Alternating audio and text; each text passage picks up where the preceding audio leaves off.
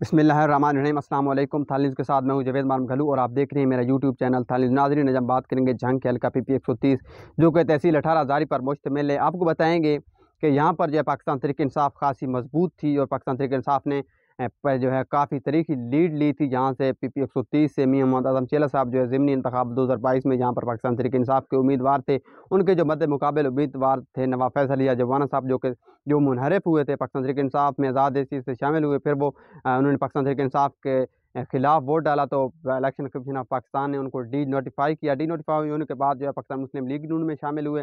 मुस्लिम league नून का निशान उनके पास था, शेर के निशान पर उन्होंने जुलाई 2022 का इलेक्शन लड़ा तो वो उनको काफ़ी जो है बदतरीन शिकस्त का सामना करना पड़ा। अब जो है क्योंकि पाकिस्तान तहरीक इंसाफ के साथ मुख्तलिफ रहनुमा जो हैं अपनी राय जुदा कर रहे हैं और मुमकिन तौर पर ज़राए ये कह रहे हैं कि आने वाले दिनों में ये तो इस बात की तस्दीक नहीं, लेकिन आने वाले दिनों में कुछ लोग ये तजिया कर रहे हैं कि मियां मोहम्मद आज़म चेला साहब और उनको पूरा ग्रुप साहबजादा ग्रुप जो है पाकिस्तान तहरीक इंसाफ छोड़ने को तैयार है। अगर पाकिस्तान तहरीक इंसाफ का टिकट मियां मोहम्मद आज़म चेला साहब के पास नहीं होगा तो सबसे उम्मीदवार बेहतरीन उम्मीदवार होंगे और उनका जो भारी लीड का जो है उनका बदला है वो भी चुकाने की पोजीशन में आ जाएंगे नवाब फैसल जवाना साहब। जी हाँ, नवाब फैसल जवाना साहब ने काफ़ी डेवलपमेंट पे काफ़ी काम करवाया। आज़ाद इससे थे जब वो इलेक्शन लड़े थे 2018 को तो 50,000 से ज़ायद उन्होंने वोट लिया था। जबकि ज़िमनी इंतखाबात हुए तो उन्होंने इस बार भी काफ़ी अच्छे मार्जिन है, क्योंकि उन्होंने 1000 वोट पिछले 2018 के मुकाबले में 1000 वोट ज़्यादा लिया है, तो उनका वोट बैंक जो है वहीं पर मौजूद है। लेकिन जो है मियां मोहम्मद आज़म चेला साहब को जो है पाकिस्तान तहरीक इंसाफ की वजह से ये जो है फतह मिली थी।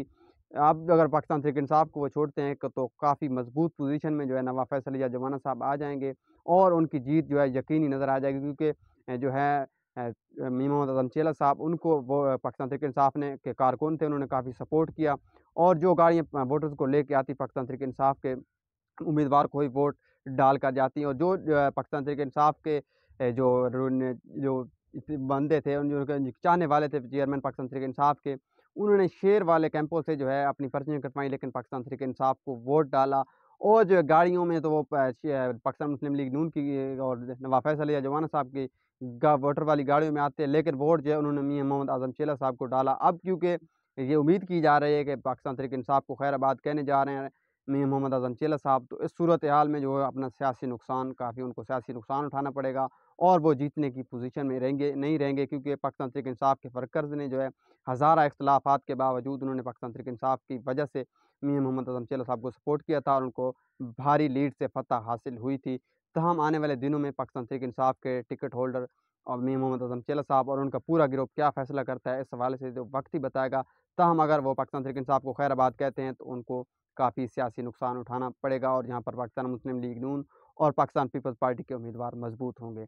मेरे पास अब तक की जो मालूमात थी आपको बताएं, उम्मीद है आपको पसंद आई होगी। मज़ीद ऐसी वीडियोस देखने के लिए मेरा यूट्यूब चैनल थाल न्यूज़ सब्सक्राइब कर लें ताकि मेरी हर आने वाली वीडियो सबसे पहले आप तक पहुँच सके और आप हमेशा की तरह बाखबर रह सकें। शुक्रिया।